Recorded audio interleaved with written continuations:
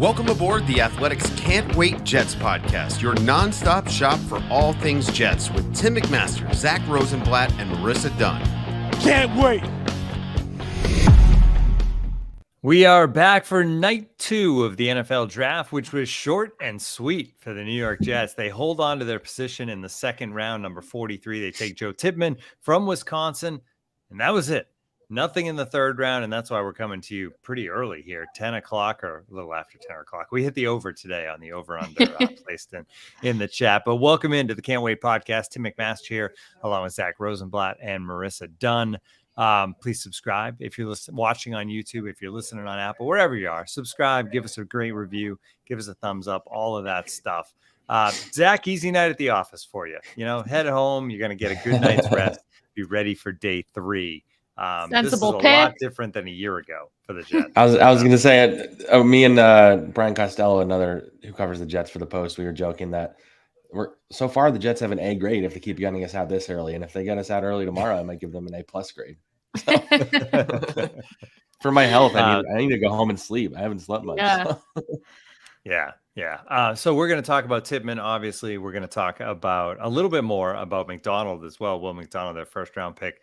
And we'll look ahead to day 3. Also what the needs still are for this team and who may be out there for their 4th round and 2 5th round picks. So how did we get to the Jets pick tonight? We'll zip through the beginning of round 2. The Steelers go with Joey Porter Jr. They had a lot of trade options and decided to keep the pick. A lot of teams wanting to come up and take a quarterback, but they stay there and they take a legacy pick, Joey Porter Jr., son of Joey Porter, the cornerback. Great pick, obviously. The Steelers 2 years in a row, right? Hit the fans. Last year, they go with the Pitt player. This year, they go with Porter. Titans traded up. They get Will Levis with the 2nd pick of the round. And then the Lions, who are having a good draft, take Sam Laporta, the tight end out of Iowa. Little run on tight ends. Michael Mayer, the Notre Dame tight end, goes after that. Steve Avila, the TCU offensive guard, goes 36. Seahawks go with an outside linebacker out of Auburn, Derek Hall at 37. One guy I was hoping may drop to the Jets as a Syracuse grad was Matthew Bergeron, the Syracuse guard. He actually played tackle at Syracuse, but I think a lot of people think he'll be a guard. He goes to the Falcons at 38. Panthers get Jonathan Mingo, wide receiver, 39. Saints, Isaiah Foskey, Notre Dame defensive end at 40. Cardinals, BJ Ojulari out of LSU, the outside linebacker at 41. And then the Packers, right before the Jets, Luke Musgrove, another tight end out of Oregon State. And there's a bunch of tight ends available tonight. And 3 of them went all before the Jets even picked. And that brings us to Joe Tippmann. You nailed it, Zack, at least in one of your mocks. My most recent one, I had them picking him 42nd. So technically it was 1 pick off because they didn't do the Rodgers trade yet when I did it, but yeah, but then it's a coin flip if they had both picks, right? Like whoever they take. And also, I believe Dane Brugler had them getting Joe Tippmann as well. So me and Dane both got a win there. Yeah, and Dane likes him a lot. He was Dane's number 1 center prospect, although he is tall. That's like one of the negatives. Too tall for a center, we'll find out. But 6'6", 313, 22-year-old junior coming out of Wisconsin, out of a big family. 6 brothers, 1 sister. And after last night, we got on this show, and it was all about confusion, why this pick, why now, all of that. This one just seems to make total sense. Yeah, this was like a ho-hum, makes sense. I don't think anybody's mad about it pick. I think they needed a pick like this tonight after the reaction from last night. I think maybe it's calmed down a little bit today. I think some people are still confused about what happened yesterday. I think, as time goes on, I think maybe people will accept that pick a little more. And if Will McDonald turns out to be a good player in particular, but yeah, I wasn't sure if they were going to go after a center, but it does make sense if you think about it. As we talked about yesterday, Connor McGovern signed a small contract. They clearly don't view him as like a long-term solution. So, Robert Saleh said it's an open competition in camp. It'll be between Joe Tippmann and McGovern unless they still sign Ben Jones, what Joe Douglas didn't shut down as a possibility. But yeah, they really like this kid. They brought him in for a visit. He has the Jets connection. His mentor and offensive line coach in high school and middle school is Jason Fabini, who played right tackle for the Jets for like 8 years in the late 90s, early 2000s. So there's a Jets connection there. They went full Wisconsin this year. They traded for Aaron Rodgers. drafted Will McDonald, who's from Wisconsin, and then drafted Joe Tippmann, who looks like what an offensive lineman born in Fort Wayne, Indiana, and who went to school at Wisconsin would look like. He's got a mullet. Joe Douglas called it the best mullet in the draft, right? Yeah, actually, he actually had a phrase for it as well that I forgot to tweet out too. He's the Wisconsin waterfall is what he called. Wow, I like that. And he's wearing a cowboy hat, and he sounds like an offensive lineman. Like you would, all the things that we're saying. He just like the quintessential. You can picture him in your head. That's what he looks like. That's what he sounds like. And the kind of offensive lineman that like Nick Mangold, honestly, was kind of like similar in that way. And that was the last center they picked in the second round, I believe, and that turned out pretty well. So, yeah, I think this was a solid pick. And as we talked about yesterday, they need guys that are going to play right away. And I think the goal is to play him right away. Whether he starts right away or not, who knows? But I think there's a real good chance of that. He didn't really play guard in college, but Joe Douglas said because of his size and his versatility and his athleticism, he has the versatility to play guard too. So, there's some creativity they could do. Connor Montgomery can also play guard. They haven't really necessarily addressed right tackle unless they believe in Max Mitchell or Mekhi Becton there. But hypothetically, you could do something where some combo of Tippmann and McGovern at center and right guard, and you slide AVT over to right tackle. Like that is a possibility that's out there. I don't know if that's what they want to do or what, but they do have some flexibility, which is what they like to have on the offensive line. So, yeah, I think it's a solid pick. He's a guy with potential. He's, with the size thing, Douglas actually cited a few centers. He cited Ethan Posick actually from the Browns. I didn't realize he was like 6'5", 6'6". I didn't realize how big he was. Yeah, he's on the taller end. Yeah, Alex Mack, who I think was like 6'4", 6'5", and the other one was Max Unger, who was 6'5". So he's not like the first center to be that big. I never remembered that, so I guess I just never really paid attention to that before. But it is unique to have a center that big because usually like them to have like a low center of gravity kind of thing. Right, get pads lower than the. Mm-hmm. Yeah. But if they can develop him and he's capable of doing the things at a center, that kind of gives you a unique weapon also because the defensive tackles in the middle are the strongest and biggest dudes, and they're the baddest dudes. Like, and the Jets are going to be playing a lot of good ones, and so that it makes it an intriguing alignment they can do.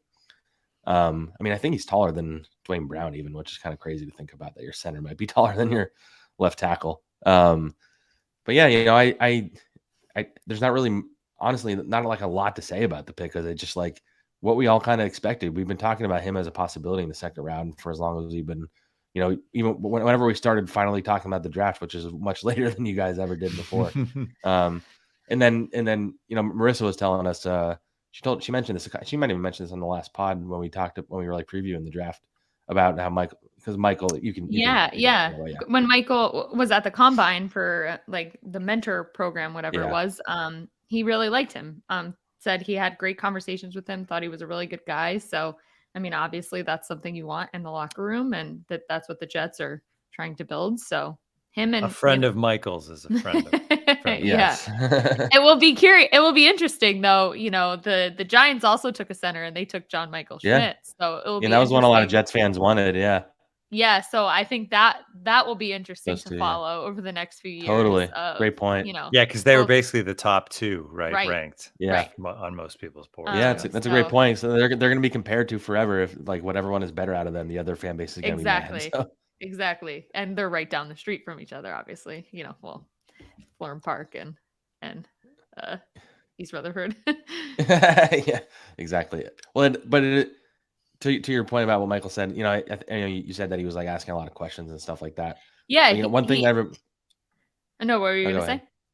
I was just going to say one thing everybody seems to say about him, that he's a great communicator. He's like a leader. Like that's one of the things that is in all of his scouting reports, what Joe Douglas talked about. He's like known for like being really good at calling out, the things in front of him and stuff. So those are like positive, like non like pure football things that people don't really think about with centers, but they need to be high IQ for sure. Totally. Now, Joe Douglas did say tonight that they had talks about trading down, right, Zach? But nothing really get to a late stage as far as that goes. Yeah, I get the impression because as we were talking about before the pod, there's been like a lot of trades this round. So I get the sense that, and I've kind of heard like rumblings of this, that I don't think the Jets viewed this as a particularly strong draft class in general. So I think that's why they're not necessarily looking to like add more picks. And I think that's maybe why they were willing to trade some of these picks in the Rodgers deal and stuff like that. They can spin whatever they want in the first round. I think they pretty clearly maybe didn't realize that Broderick, like one of the offensive tackles, would not get to them and that the Steelers would swoop them. Like, I think that did throw them for a loop, whether they'll admit that or not. But ultimately, I don't think they viewed this as a strong draft. I don't think around the league it's viewed as a crazy strong one, because there's a bunch of players that also would have made sense there that they didn't pick. Like, if they really wanted a receiver, which it doesn't seem like they're going to pick a receiver, but maybe they'll do it on day 3. Like Jalen Hyatt was still there. Josh Downs was still on the board. Like, these are all guys that seem to make sense on paper. And I thought the Jets really wanted to get another weapon because, they tried signing Odell Beckham, and you don't do that unless you think you need – maybe they just thought he was just better than Corey Davis, and they don't view any of these other guys as better than Corey, so maybe Corey stays now. Mims is still hanging around. So, I don't know. There's some tight ends that they could have picked. There was some, Brian Branch. I was going to say Brian Branch was by far the best player on the board at that point. And he was one that I thought about. I don't think fans would have been happy that they picked 2 defensive players in a row. But if they picked Brian Branch and you just flip Branch with Will McDonald and you had said before the draft that was who they were going to get, that would have been like, fans would have been okay with that, I think. So people wanted Branch at 13 at one point, right? Like, I think one of Dane's first mocks had him up there. I think ultimately safeties aren't going to get drafted there. He was actually still in Kansas City at the draft. I think he was the only. Oh, Branch was? I didn't realize that. Yeah. So it was actually kind of funny because last night everyone's decked out in their suits. Yeah. But they were joking. He only brought one suit because he was wearing like jeans and like a jacket. And and Will Levis. He said he just wanted to experience it. So Will Levis. Levis was not backed there. out. Yeah. What did you see? Levis had travel problems. And barely made it home before he was. Oh, really? Drafted. I didn't know that. Yeah. I don't know if you guys saw this. Just on the Levis track. I don't know if you guys saw this. There's like an old clip resurfacing of when he was at Kentucky where he's like, I'm not going to go to the draft unless I'm confident that I'm going to get drafted because I don't want to be in an awkward situation where I'm sitting and waiting. Like, you probably shouldn't have said that, but he put it out in the universe. Cursed himself. Big mistake. He cursed himself. Titans is a good spot for him though. He has the potential to become the starter there. Yeah, that's the most important thing is where you end up. The thing for quarterbacks too, like I know, like it's great to be. Obviously, the money it's such a huge difference. Totally. Financially, being a top 3 pick or dropping, but as far as like situation generally, I mean, let's be honest, one of the reasons there's so many quarterback flops, I think, is because they end up going to terrible teams with bad offensive lines, sometimes not great coaching and bad culture, and no weapons, bad culture, and it destroyed. If all these super talented quarterbacks could somehow drift and go to like a solid team in the middle of the draft, I think you'd have a much better hit rate with quarterbacks. Yeah, for sure. I mean, Hendon Hooker got picked by the Lions, which I think you mentioned the Lions and he's earlier. Just going to be able to. I think there has been a year. I think there has been some pushback on like the Lions having a great draft because like they picked the running back early and stuff like that. But I think if you just look at they're getting all guys that are going to help them right away. But you get Hooker. I think they're going to be good this year. I mean, I think that's like a controversial take. They almost made the playoffs last year. I think the NFC is kind of like for the taking. Like they could be an NFC contender. I think, but with Hooker, other people have made this joke, but I think everybody was kind of hoping he would get picked by the Raiders because a guy named Hooker in Vegas just sounds Vegas. But anyway, so there's some fascinating day 2 is always fascinating because it's a lot of guys that the hype machine, there was a little bit too much hype on them. Like there was a lot of talk of Hooker going as high as like number 13 or like number 12 or whatever it was that I saw leading up to the draft. There's some guys that just kind of like generate a buzz that's not real.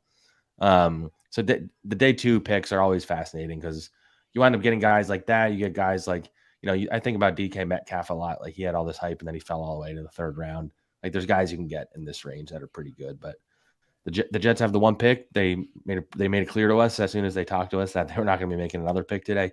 They have 1 4th and 2 5ths tomorrow, so they could get done pretty early again if they're really not trying to add too many players. I'm sure you wanted to get into what they might do tomorrow, but I think the Jets' big move was to get Aaron Rodgers, and I think they like their roster enough around him clearly from last year that they're kind of running it back like almost across the board. Like it's kind of wild for a team that had 7 wins in theory, like, we covered this team week to week. We know the biggest problem was the offense, quarterback, offensive line. They addressed quarterback in a big way, obviously. Because Connor just airdropped a photo to me of like him making a weird face. So I just want to share that with. I'm not going to share the photo, but you should share the photo. If he's gonna share it, you should send it to me, and I should throw it up on the screen. You know what? I'm going to do that. He's not going to like it. Stay tuned. We'll get that up in a minute. Yeah, that is absolutely going to happen. But what was I saying about the Jets? I mean, this is what happens at 10:23 p.m. on a Friday night when you're, potting for the second day in a row. You were saying they address quarterback to a degree. I guess now they've addressed. He's gonna be so mad that I did offensive line. Yeah. So they address quarterback, and I think they really do on the offensive line front. I think they really do believe that.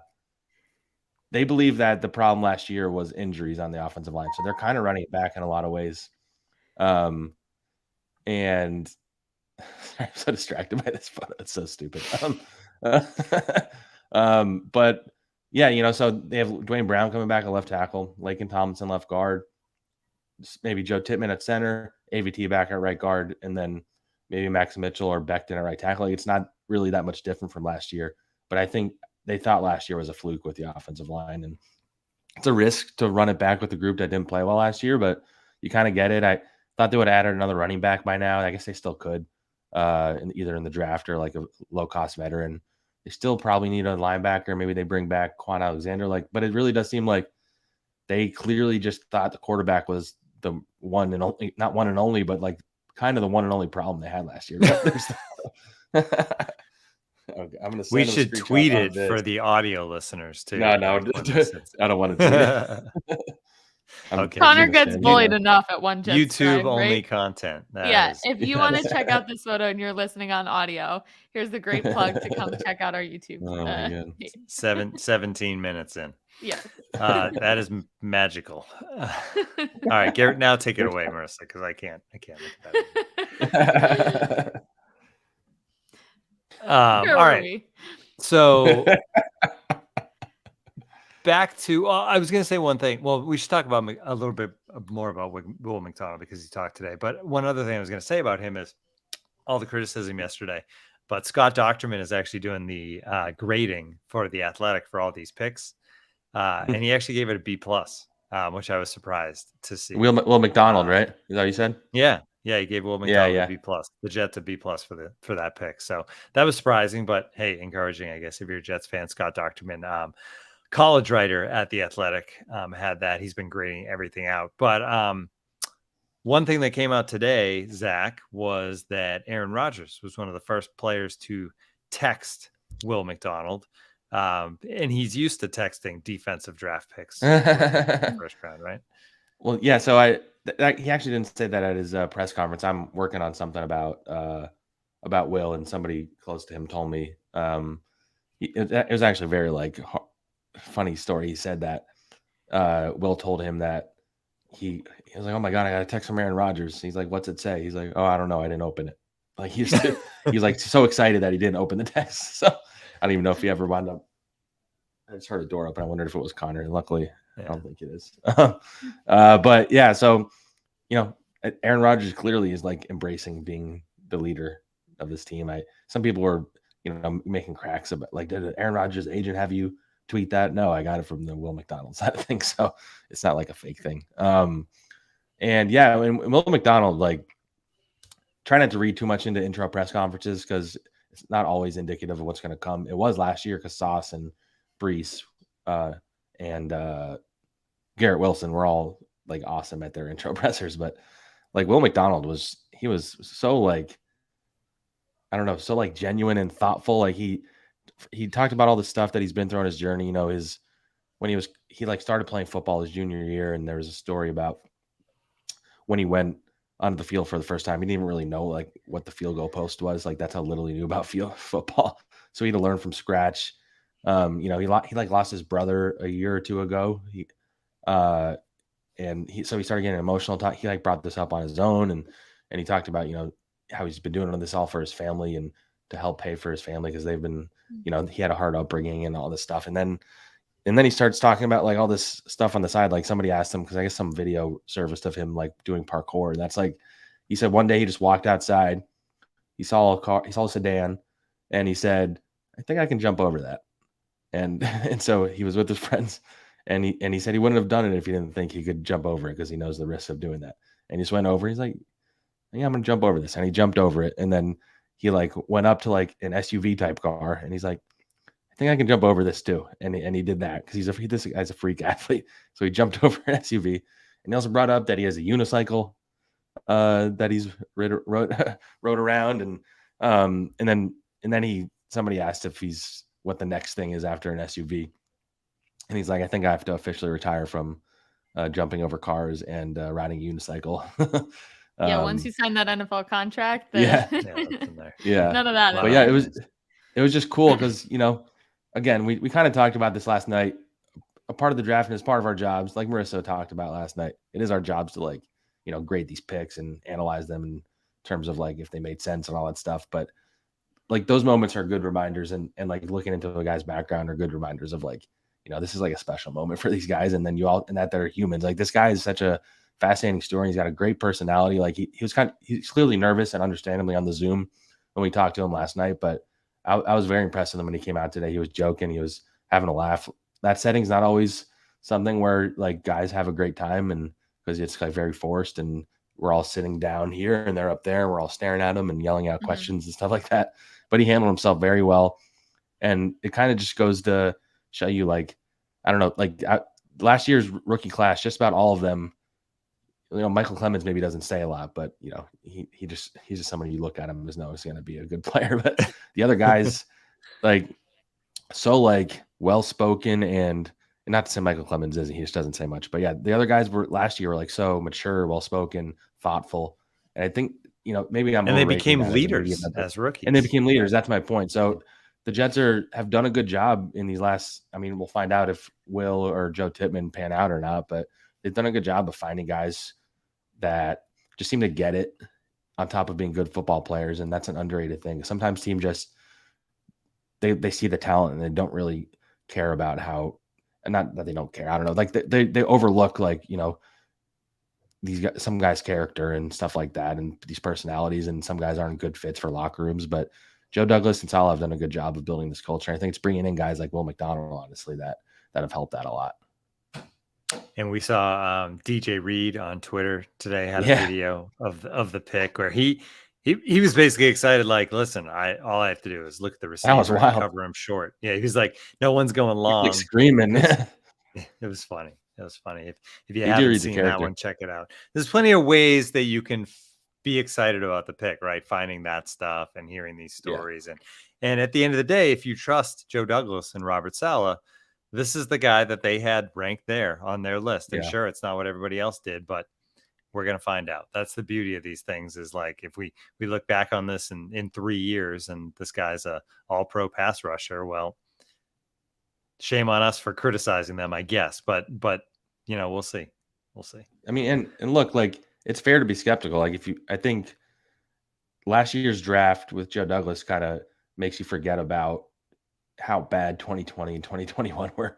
Like, if you just go back and look at those drafts, it's pretty depressing. 2021, especially after they traded away Elijah Moore, which we kind of talked about when they did it, it looks pretty bad. Especially, the Zach Wilson one makes it arguably the worse than 2020. But those are two drafts where they didn't get many players. That AVT is probably the best one out of those two. Some like Michael Carter, the second, the cornerback was a solid pick in a later round. Bryce Hall looks good for a year, but now, that's the thing. That's a lot of these guys. Yeah, they're just not like getting to the end of their rookie contracts almost. And so that's something to remember. Like, last year, they did a great job. Also, like, you should hit on 2 top 10 picks. So not every team does, but yeah, like, you need to do that when you get those picks, and they did in a obviously huge way. They got offensive rookie of the year, defensive rookie of the year. Expecting that kind of hit rate again, you should. And then got Breece Hall later. And got Breece Hall, Max Mitchell, maybe been second. Michael Clement. Like, every single guy was a contributor last year, which I don't think I've really seen in a rookie class before. But yeah, so I understand skepticism. Again, like, I still fall back on my original evaluation was I don't really understand the pick in a vacuum. But I think there's ways to defend it. Taylor Delgado actually just brought up something I forgot we should mention because Dane Brugler brought it up to me and he tweeted it. I don't know if you want to put it on the screen. He asked because Dane Brugler he asked if do I have anything on Jamar Gibbs to the Jets rumors. Dane Brugler reported that he heard that the Jets were interested in Gibbs at 15. So if you thought there was chaos for the Jets drafting Will McDonald at 15, imagine if they picked a running back. Like I haven't heard anything like that. I trust Dane, obviously. Like Gibbs is a good, interesting player, and Breece Hall is on his way back. Like, so maybe they figure we can plug in a guy that can help us while Breece gets better, and then we have both of them. They like the 49ers running back by committee thing, but just imagining the chaos that would come if the Jets picking a running back at 15 a year after picking Breece Hall. Like, oh man. Yeah, that would have been something. I would have been here for it though. That for sure. Oh yeah, that's all right. Let's look ahead to day 3. The Jets are picking as of now, and it feels like this is how it's going to be. Although maybe they move back a little bit and add a 6th or 7th rounder, but 4th round 112, and then 2 5th rounders 143, and then 170, which was from the Packers. Zach, what do they need? I don't even feel like it's right to say who's going to be there because it's it's hard because and the 3rd round's not over yet. I don't think, right? Yeah, it's still going. There's still a decent amount of picks to go. So I would have my eye on a linebacker for sure. I think defensive tackle. I mean, maybe not after the Will McDonald pick, but defensive tackle, they still could do some depth there. Maybe a safety, maybe a receiver, maybe a running back. Like, it's all maybes. I think linebacker is one I'm confident about. But yeah, I would say right now it's just depth. Like, you get depth on day 3. So 4th round feels like the linebacker slot, though, right? Like they have. Yeah, there's some good linebackers still on the board. DeMarvion Overshawn is a guy I like from Texas. There's Dorian Williams from Tulane. Owen Papo, I don't know if I'm pronouncing that right, from Auburn. He's like a freak athlete.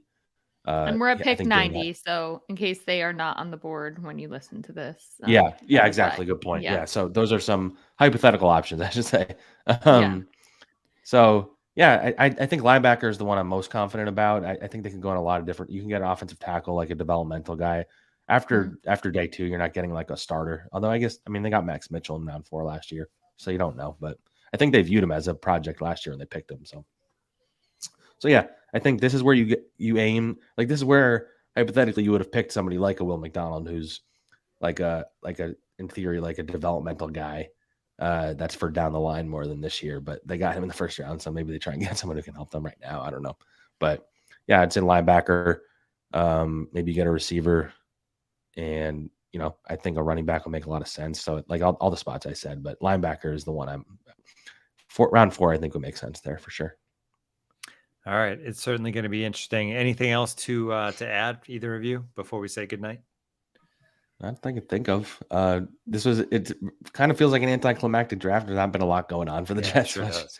Very unusual. Especially after last year, right? Like last year was just fireworks and like. Yeah. But they had their fireworks earlier, with the Rodgers stuff. Yeah, that was the fireworks that's the off season. It felt kind of weird, I think, especially because that happened this week. So we had like the high of that, and then it's like, the draft's which is crazy that was this week. Like, I know. Granted, it wasn't this week. We knew that it was all happening for 40 days, 40 nights, or whatever it was. But we had to deal with the press conference and all that stuff. So it is like that. This is all in the same week is why I'm so tired, I think. But yeah. All right. I still I was gonna say, like I said before,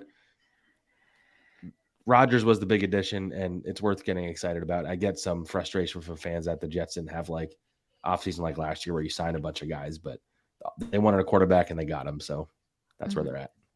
And they have a talented roster, and I think it's going to be a fun season. Already, the excitement got a jump off this week, but it's just going to build up until the Hall of Fame game when we get to see this team back on the field. All right, we're going to be back with you early next week. We haven't nailed down a time yet, but the full draft recap, we'll talk about who they took on day 3 and get more reaction on the rest of these picks at that point as well. If you haven't joined The Athletic yet, now is the time to do it, but don't miss out. You can join The Athletic. Go to theathletic.com/can't wait, and you can join for $1.99 a month for a year. That gets you all the great writing. You get the beast as well when the NFL draft comes around next year. Dane Brugler's, how many pages, Marissa? 300 pages this year? It's insane. It's insane. Honestly, all like I've opened it and reopened it like 50 times in the last 3 days, I think. Yeah, it's amazing. You get that, and obviously all the great writing in all the sports, not just football, but basketball, baseball, hockey, soccer, all of it. So do that, and we will talk to everybody early next week. Thanks for joining the Can't Wait podcast.